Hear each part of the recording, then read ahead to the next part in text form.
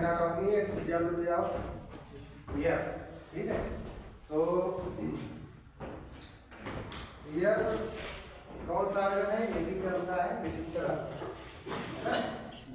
Year भी, आई भी receptor organ है, ईयर भी रिसेप्टर ऑर्गन है, नोज भी रिसेप्टर ऑर्गन है ना। तो पहली बात तो ये है कि ईयर जो है रिसेप्टर ऑर्गन है, और जो हम सुनते हैं तो फिजियोलॉजी ऑफ हेयरिंग, यानी फिजियोलॉजी ऑफ हेयरिंग हमको सुनाई कैसे पड़ता है, मटेरियल में क्या स्टार्ट है, ठीक है।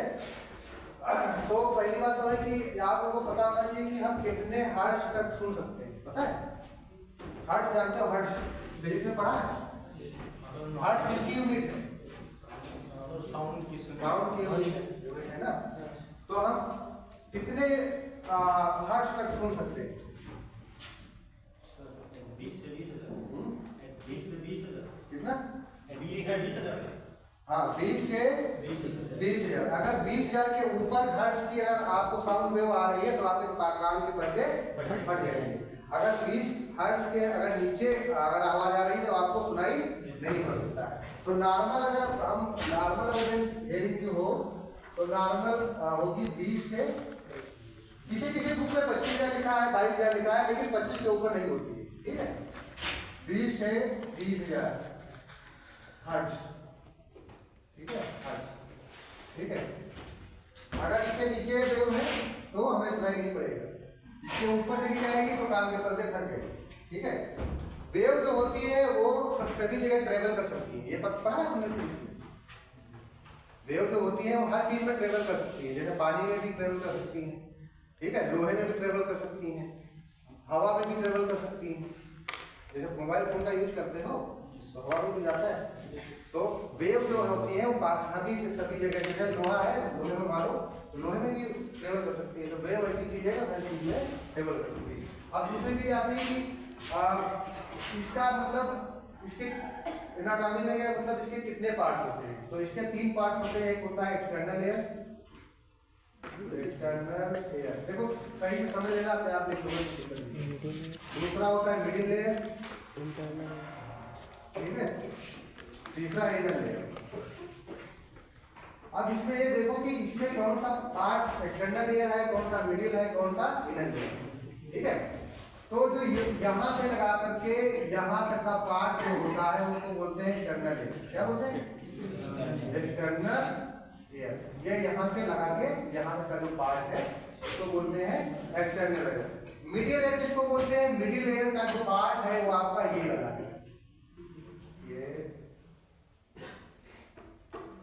ये वाला जो पार्ट है इसको बोलते हैं मिडिल एयर, मिडिल लेयर, ठीक है।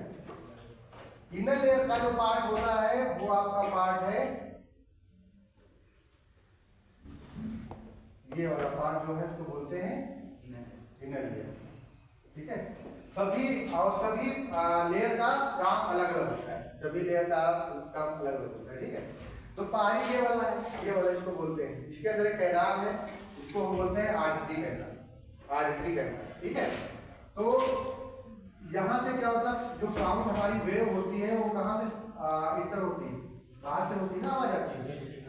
तो पहला काम जो बाहरी एक्सटर्नल का होता है, इसमें जो वेव आती है वो इंटर होके कहाँ पहुंच जाती है? बोलो। ये आर्टरी कैनाल में होते हुए वेव पहुंचेगी कहाँ पे? पर्दे के ऊपर टकराएंगी। ये क्या है? पर्दा है, इसको बोलते हैं टेम्पेनिक मेम्ब्रेन या एयर ड्रम भी बोलते हैं इसको, ठीक है। टेम्पेनिक मेम्ब्रेन भी बोलते हैं और एयर ड्रम भी बोलते हैं। तो जब कोई भी वेव अंदर एंट्री करती है तो कहाँ पे टकराती है? पर्दे पे, है ना, एयर ड्रम से टकराती है। और जब पर्दे पे टकराएगी तो क्या होगा? बोलो। अभी थोड़ी सुनाई देगी, अभी तो केवल इंटर हुआ है ना, वेव इंटर हुई है। अब पर्दे से टकराएगी तो वहां पे क्या वाइब्रेट हो, वाइब्रेशन है, ठीक है, वाइब्रेशन हुआ। तो अब देखो जो इसमें हमने बताई जो 3 हड्डियां होती हैं, इनका मेन काम क्या है? इनका काम जानते हो क्या है हड्डियों का? नहीं जानते ना। अभी देखो पढ़ा है कि 3 हड्डी होती है सबसे छोटी, लेकिन इसका काम कोई नहीं जानता कि इनका काम होता क्या है।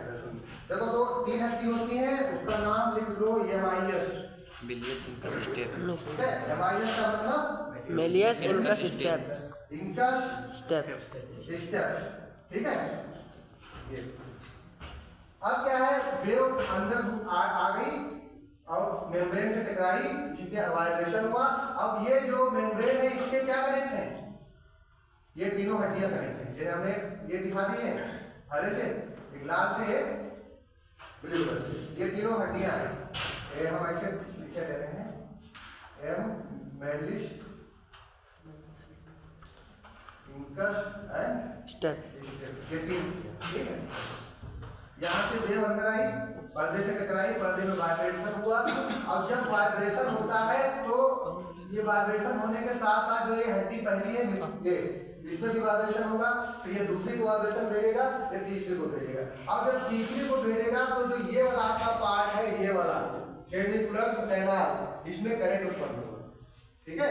इसमें भी करंट उत्पन्न होगा और इसमें भी करंट उत्पन्न होगा, ठीक है। अब दोनों में क्या करता है, मतलब तीनों जो ये हड्डियां हैं करंट प्रोड्यूस करती है, ठीक है।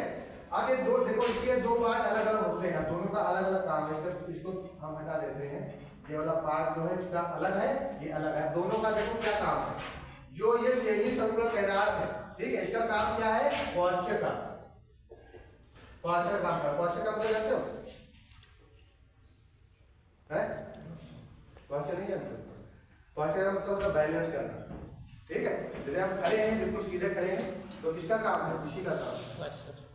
पॉस्चर मतलब पॉस्चर को बोलते हैं, यानी किसका काम है, ये वाला जो पार्ट है सेमी सर्कुलर कैनाल, ठीक है। और जब हमको सुनाई देता है उसका काम है इसका, ये जो कोल्जिया है, कोल्जिया जो होता है, ईयर के आगे दो पार्ट हो जाते हैं। एक तो हो जाता है, देखो एक चीज है सेमी सर्कुलर कैनाल, ठीक है, इससे एक नर्व जुड़ी है, इसको बोलते हैं आर्टरी नर्व। ये जुड़ी होती है किससे, ब्रेन से। नर्व पढ़ी कि नहीं पढ़ी, हमने लिखवाई थी, पढ़ोगे तो जान पाओगे। ये भी नर्व जुड़ी होती है, जो हरी वाली है, ये भी जुड़ी होती है किससे, ब्रेन से। दोनों ब्रेन से जुड़ी होती है, ठीक है। तो जब इसमें करंट जाएगा, यहाँ पे करंट दोनों में वाइब्रेट होगा, तो दोनों में करंट जाएगा, ठीक है। तो जब ये करंट इसमें जब जाएगा तो ये करंट प्रोड्यूस करेगा किसको, ये जो ये नर्व आर्टरी नर्व, ये कहाँ जुड़ी होती है, ब्रेन में, ब्रेन में। और जैसे ही ब्रेन में जब इसका करंट वहां पे जाएगा, मैसेज जाएगा, तो ये क्या करता है, ये जानते हो क्या करता है, बॉडी को बैलेंस कर देता है, ठीक है। बॉडी को, जैसे सपोज करो किसी को उठा लो, किसी को गोदी में उठाओ, उसको नचा दो, ठीक है, तो 4-5 राउंड लगा दो जोर से, फिर उसको कह दो खड़े हो जाओ, खड़ा हो जाएगा, नहीं होगा। क्यों, बैलेंस उसका बिगड़ जाता है। अब क्यों अगर बिगड़ जाता है उसका भी हम बताएंगे क्या ऐसा होता है, ठीक। तो जो ये वाला पार्ट होता है सेमी सर्कुलर कैनाल, ये काम करता है बैलेंस का, ठीक है। और जो कोल्जिया जो पार्ट है, ये कोल्जिया जिसको बोलते हैं, ठीक है, ये हियरिंग के लिए होता है। ये किसके लिए, हियरिंग के लिए होता है, ठीक है। इसमें करंट जाएगा तो हमें आवाज सुनाई देगी, इसमें करंट जब जाता है तो बैलेंस अपना बनाते हैं, ठीक है। दूसरी चीज, यहाँ से देखो एक ये जो आर्टरी कैनाल आई हुई, फिर यहाँ से एक इधर निकल गई है, ये आपकी जुड़ी होती है नजल कैविटी से, नजल कैविटी। तो कभी देखो आप अगर जुकाम होता है, नजला जुकाम, तो कान भी बंद हो जाते हैं, बंद हो जाते हैं। क्यों बंद हो जाते हैं, ये नजल कैविटी से यानी नाक से जुड़ी होती है, नोज, ठीक है, ये वाली आगे जा करके। अब क्या है, अब मतलब प्रोसीजर क्या है, हियरिंग का प्रोसीजर क्या है, देखो अगर इसे आप लिखना चाहते हो तो आप ऐसे लिख सकते हो, sound can be entered into the external ear and to travel to the auditory canal, है ना। Then auditory canal the sound we do to connect with tympanic membrane, then tympanic membrane produce vibration, then connect to the incus system। मतलब अब ये बता देंगे इसको पूरा कैसे आपको लिखना है, अपने आप लिख सकते हो, कोई दिक्कत नहीं है, ठीक है, रखने की जरूरत नहीं है। अब क्या है, देखो इसमें ये हमने जो बताया कि ये चक्कर घुमा दो तो बैलेंस बिगड़ जाता है, ऐसा। अब हियरिंग होती कैसे, देखो जो ये वाला पार्ट है इसमें तो डायरेक्ट करंट प्रोड्यूस हो गया, ये वाला पार्ट है, जो ये वाला पार्ट इसको जो ये कैनाल दिख रही है आप लोगों को, ठीक है। अब इसमें हम थोड़ा बड़ा करके को दिखा रहे हैं, ये कैनाल है, ठीक है, इसमें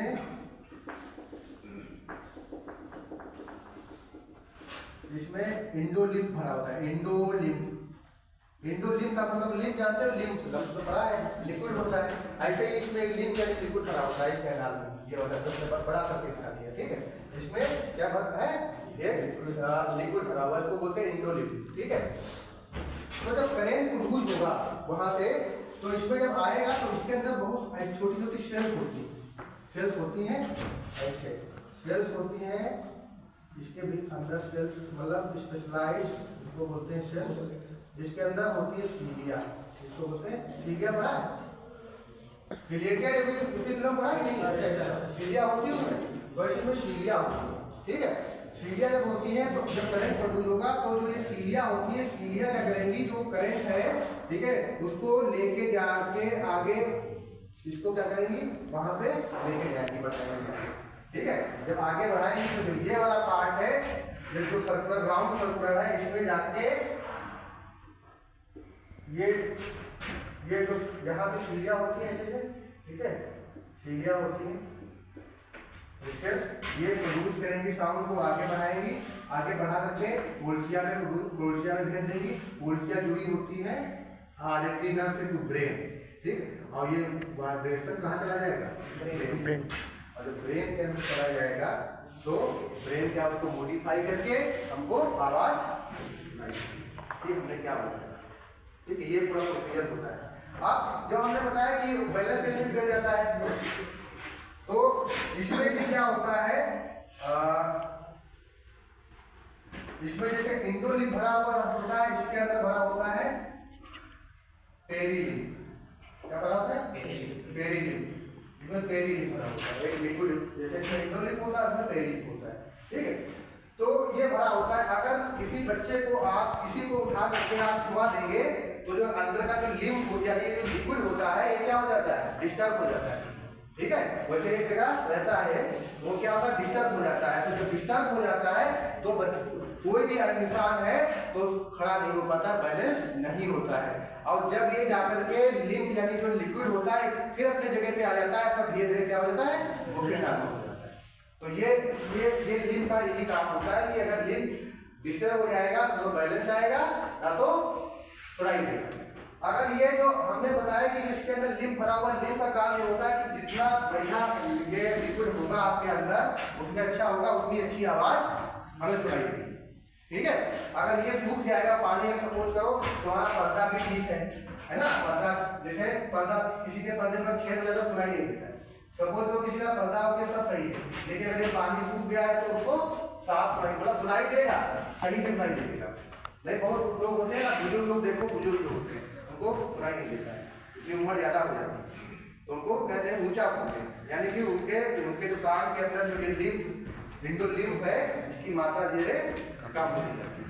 तो इसलिए जब उम्र ज्यादा हो जाती है तो उनको सुनाई मतलब बहुत जोर से बोलोगे तब जाके उनको सुनाई देगा, ठीक है। तो ये पूरी है physiology of anatomic physiology of hearing, ठीक। वो सिंपल नहीं है, एनाटॉमिक फिजियोलॉजी ऑफ विजन यानी आई और ईयर, दोनों में से एक क्वेश्चन आएगा, दोनों में आएगा, 7 नंबर में आएगा, हाँ 100% आएगा, 100%, ठीक। अभी इसमें अगर आपको कुछ कंफ्यूजन लग रहा हो है, जो हमें सुनने के लिए यानी हियरिंग के लिए रिस्पॉन्सिबल होता है। इसके 3 पार्ट होते हैं, external layer, middle layer and inner layer, ठीक है। एक्सटर्नल लेयर जो होता है वो कार्टिलेज का बना होता है, ये कार्टिलेज है ना, कार्टिलेज, हाँ कार्टिलेज का बना होता है।